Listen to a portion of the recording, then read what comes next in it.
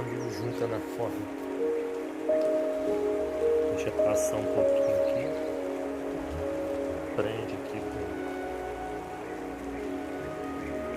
o grão.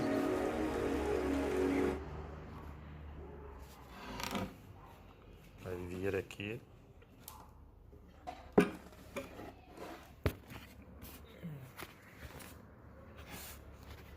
Tem a tupinha invertida.